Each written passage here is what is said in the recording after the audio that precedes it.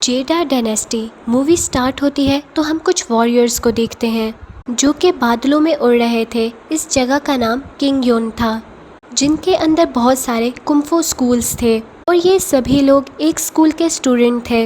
यहाँ पर हम जेंग नाम के लड़के को देखते हैं। जेंग भी इसी स्कूल का एक स्टूडेंट था, लेकिन वो काफ़ी कमज़ोर था। वो अपने सीनियर्स की तरह पावरफुल नहीं था, लेकिन जेंग दिल का साफ इंसान था। तभी इसके सीनियर्स इसको पसंद करते थे और जेंग सभी लोगों के लिए खाना भी बनाता था। इन सब में एक टियन नाम की लड़की भी थी जो कि इसके मास्टर की बेटी थी, लेकिन जेंग टियन को पसंद भी करता था। लेकिन टियन हमेशा उसको अपना भाई समझती थी और उसका ख्याल भी रखती थी। और अब डिनर पे बैठे हुए सब जेंग से बातें करते हैं। अब 10 साल हो चुके होते हैं, लेकिन जेंग अभी तक एक अच्छा कुंफू वॉरियर नहीं बन पाता। लेकिन टियन हमेशा जेंग की मदद करती थी। वो उसे कहती थी कि उसे अपना सारा ध्यान लगाकर अपनी एनर्जीज को बाहर लाना होगा, लेकिन जेंग कभी भी फोकस नहीं कर पाता था। वो टियन की ब्यूटी की वजह से डिस्ट्रैक्ट हो जाता था। तभी जेंग को याद आता है कि आज से 10 साल पहले इसी दिन इसके पेरेंट्स को मार दिया गया था। ये सुनकर टियन जेंग को उसके विलेज ले जाती है। जेंग टियन को बताता है कि 10 साल पहले जब वो अपने घर वापस आ रहा था तो उसके घर के पास बिजली का एक घेरा बना हुआ था। जेंग के फादर, जो कि कुंफू के मास्टर थे, वो किसी डीमन से लड़ रहे थे। उस डीमन ने मास्क पहना हुआ था और उसके फादर ने उस डीमन को हरा भी दिया था, लेकिन लास्ट में डीमन ने अपने थंडर वार से उन पर अटैक किया था और सब ख़त्म हो चुका था। फिर वो बताता है कि जब सुबह मैं और मेरा फ्रेंड जागे तो विलेज के सभी लोग मारे गए थे। तभी उसने कहा था कि वो अपने पेरेंट्स का बदला ज़रूर लेगा। उसी वक्त टियांग के फादर, जो कुंफू मास्टर थे, वो वहाँ पर आ गए थे और जेंग ने उनसे रिक्वेस्ट की थी कि वो मुझे अपना स्टूडेंट बना लें। जेंग टियन को बताता है कि अब 10 साल हो चुके हैं, लेकिन मुझे अभी भी नहीं पता कि मेरे विलेजर्स को किसने मारा है। फिर उसके बाद हम स्कूल को देखते हैं जहाँ पे सब कुंफू मास्टर्स इकट्ठा हुए थे और इनमें एक लेडी मास्टर भी थी जो सिर्फ लड़कियों को अपना स्टूडेंट बनाती थी। और यहाँ पर सभी लोग कुंफू कॉन्टेस्ट की बातें करते हैं जिसमें सभी स्कूल के स्टूडेंट्स हिस्सा लेते हैं। तभी वो लेडी कहती है कि उनके स्कूल की एक लड़की भी इसमें हिस्सा लेगी और उसे जीतने से कोई भी नहीं रोक सकता। अब सभी स्टूडेंट रात को छुपकर क्वीन की प्रैक्टिस देखने जाते हैं। कोई बहुत ज़्यादा प्यारी भी थी, लेकिन बहुत ज़्यादा लोगों की वजह से जेंग कोई के सामने आकर घिर जाता है। यहाँ पर शैंग जेंग को पनिश करने के लिए कुछ खुजली वाले इंसेक्ट्स को छोड़ देती है और रात को टियन जेंग की बॉडी पर एक ऑयल लगाती है जिससे जेंग की खुजली कम हो जाती है और ये ऑयल बहुत ही मुश्किल से मिलता था, लेकिन फिर भी टैंग ढूंढ लाई थी। और अब जेंग ये समझता है कि शायद टैंग भी उसको पसंद करती है। अब अगले दिन जेंग एक नदी पर जाता है और वहाँ पर जाकर किसी को आवाज़ लगाता है तो उस नदी में से एक बहुत बड़ा ड्रैगन बाहर निकलता है। जेंग कभी कभार इस ड्रैगन से मिलने आता था और इसके लिए बहुत सारा खाना भी लाता था। जेंग उस ड्रैगन को बताता है कि वो टियन को सब कुछ बताना चाहता है कि वो उसको पसंद करता है। और नेक्स्ट सीन में हम देखते हैं कि टियांग जेंग को अपने फादर की कुछ बुक्स लाकर देखती है जिसमें कुंफू के बारे में कुछ लिखा हुआ होता है, क्योंकि वो चाहती थी कि कॉन्टेस्ट से पहले जेंग भी एक अच्छा कुंफू वॉरियर बन जाए। फिर उसके पास जेंग कंप्लीट ट्रेनिंग कर रहा होता है, लेकिन उसके पास जो एक नेकलेस होता है वो चमकने लगता है। ये स्टोन उसे उसके फादर ने दिया था और कहा था कि ये बहुत पावरफुल है, लेकिन ये स्टोन तुम्हें अपने काबू में भी कर सकता है, इसलिए तुम्हें इस स्टोन को एक गहरी खाई में फेंकना होगा।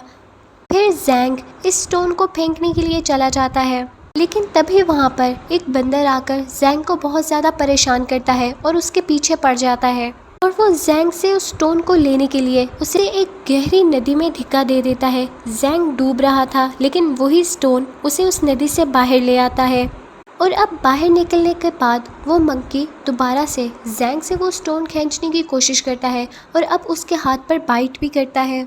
और अब जेंग की बॉडी से जो खून निकल रहा था वो स्टोन उस खून को जज्ब करने लगता है। तभी नदी की गहराई से एक मिस्टीरियस थिंग बाहर निकलती है। फिर जेंग का स्टोन उस स्टिक से जाकर मिल जाता है जिससे वो बहुत पावरफुल स्टिक बन जाती है और लोग शायद उसको ब्लड सर्किंग बीड भी कहते हैं। और सभी मास्टर भी इस इंसिडेंट को दूर से देख रहे थे। वो आपस में बात करते हैं कि शायद फिर से ब्लड सर्किंग बेड अपीयर हुई है। गोस्ट किंग इसको लेने ज़रूर आएगा। फिर नेक्स्ट सीन में हम गोस्ट किंग और उसके कुछ साथियों को देखते हैं। अब गोस्ट किंग अपने एक साथी को इस स्टिक को लेने के लिए भेज देता है। फिर से वो मैजिकल स्टिक जैंग के पास आ जाती है। फिर वो मोंकी को दलदल में धंसने से बचाता है। अब वो मोंकी जैंग को परेशान करना बंद कर देता है।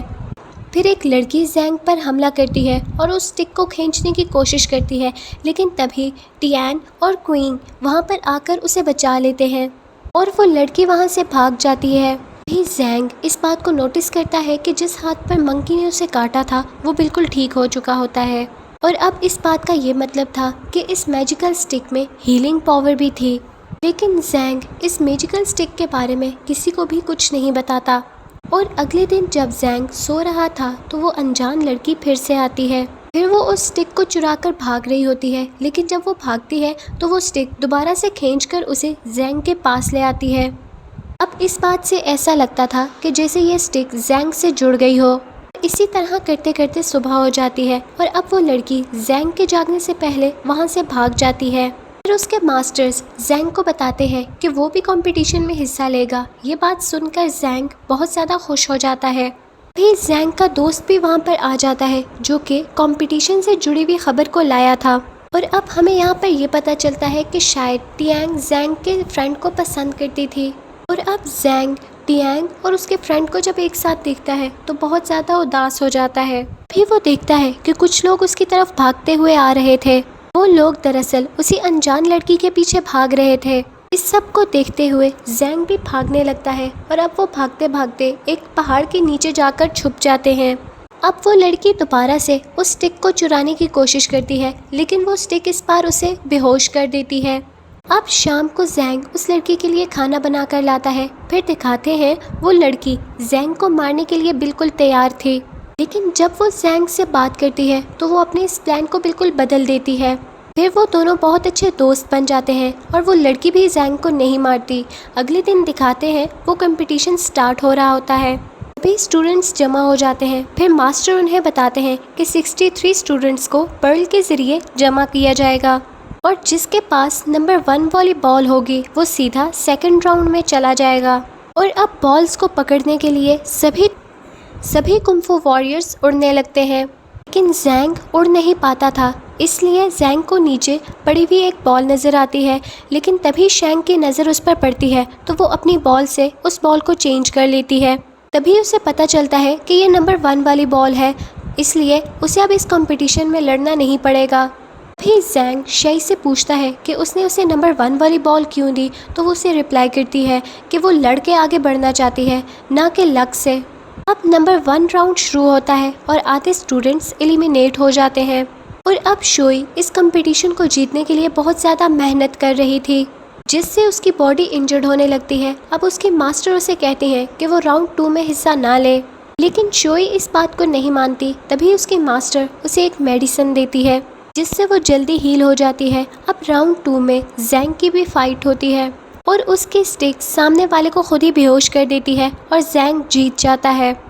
और अब रात को जैंग को पता चलता है कि इसके और टियान के अलावा कोई भी स्टूडेंट इनके स्कूल से आगे नहीं जा सका, लेकिन वो सभी जैंग के लिए बहुत खुश थे। और अगले दिन कंपटीशन फिर स्टार्ट होता है, जहाँ पर जैंग की फ़ाइट उसके फ्रेंड और टियांग की फ़ाइट जेई से होती है। जहाँ पर जैंग अपने फ्रेंड के साथ बहुत अच्छी फ़ाइट करता है और उसको हरा देता है। और जैंग को लगता है कि उसने अभी तक अपनी मैजिकल पावर्स को छुपाया हुआ था और जैंग बिल्कुल भी कमज़ोर नहीं था। अब जैंग को भी अपनी फ्रेंड की बात बुरी लग रही थी, तो वो स्टिक को दूर फेंक देता है और दूसरी तरफ जियांग और शई एक दूसरे से लड़ रहे होते हैं।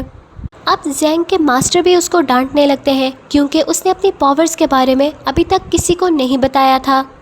इसके बाद जैंग का मंकी रात को उसको एक नदी के किनारे ले जाता है। वहाँ पर शोई बेहोश लेटी हुई थी, जो बहुत ज़्यादा सख्त ट्रेनिंग की वजह से इंजर्ड हो गई थी। जैंग शोई को वो मेडिसिन देता है जिसकी वजह से वो ठीक हो जाती है। और अब शोई भी शायद जैंग को पसंद करने लगी थी, क्योंकि अगले दिन दोनों के दरमियान में फ़ाइट थी, लेकिन जैंग फिर भी उसे बचाने आया था। और अगले दिन जैंग के मास्टर उसे कहते हैं कि वो इस कंपटीशन में यहाँ तक आ गया है तो उनके स्कूल के लिए ये बहुत बड़ी बात है। अब अब वो जीतें या हारें इससे उन्हें कोई फ़र्क नहीं पड़ता, बस वो यही चाहते थे कि ज़ैंग को ज़्यादा चोट ना लगे।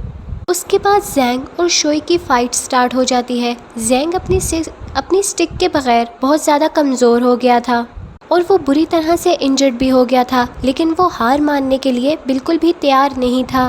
अब शैंग दोबारा से ज़ैंग पर हमला करती है, इसलिए ज़ैंग बहुत ज़्यादा कमज़ोर हो गया था, तो ज़ैंग की स्टिक उसके पास आ जाती है और उसकी वजह से ज़ैंग अब हील भी हो जाता है और अब वो शोई को फाइट में हराने लगता है और उसकी स्टिक को मास्टर भी पहचान लेते हैं कि ये ब्लड सर्किंग बीट है।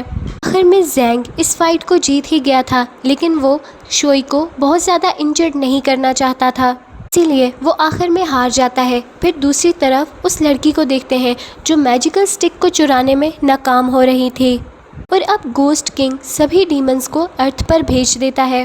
अब यहाँ पर सबसे पहले पपेट डीमन को देखते हैं जो कि एक कुंफू वॉरियर को कंट्रोल में करके उसके सभी वॉरियर्स को मार देता है। इसके बाद दूसरा डीमन जो सभी को अपने अंदर एब्जॉर्ब कर लेता है। इसके बाद कुछ और डीमंस जो सभी स्टूडेंट्स को मारने लगते हैं और अब यहाँ पर सभी मास्टर्स को पता चलता है कि ज़ैंग इवल कुंफू को यूज़ कर रहा था और अब उसे मार देना चाहिए क्योंकि ये रूल्स के ख़िलाफ़ था और डेंजरस भी। अभी ज़ैंग का दोस्त यहाँ पर खबर लेकर आता है कि गोस्ट डीमन के सभी साथियों ने स्टूडेंट्स पर हमला कर दिया है।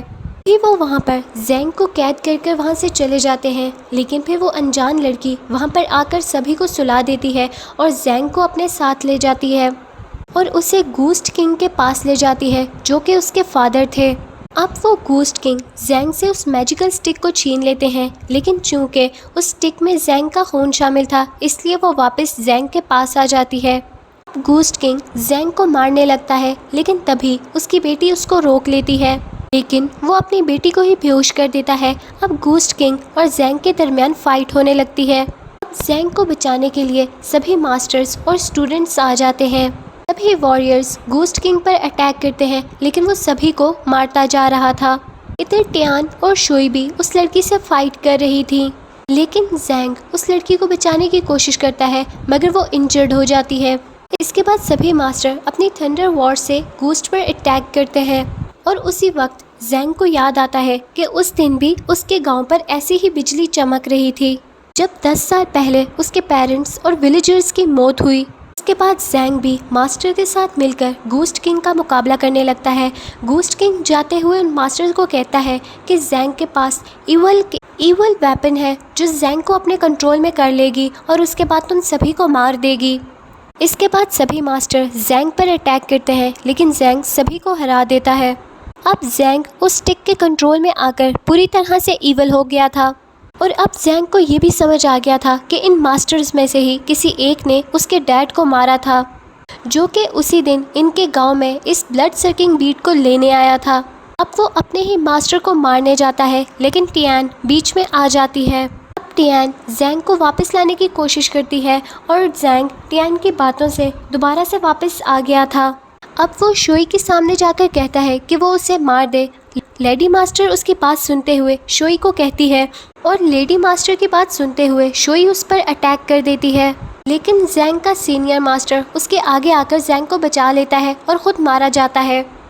अब लास्ट में शैंग भी ज़ैंग को नहीं मारती और वो उससे कहती है कि वो यहाँ से कहीं दूर चला जाए। ज़ैंग उस लड़की को लेकर वहाँ से दूर चला जाता है जो कि गोस्ट की बेटी थी और शायद उससे स्टिक लेने आई थी और मूवी यहीं पर एंड हो जाती है। Thank you for watching.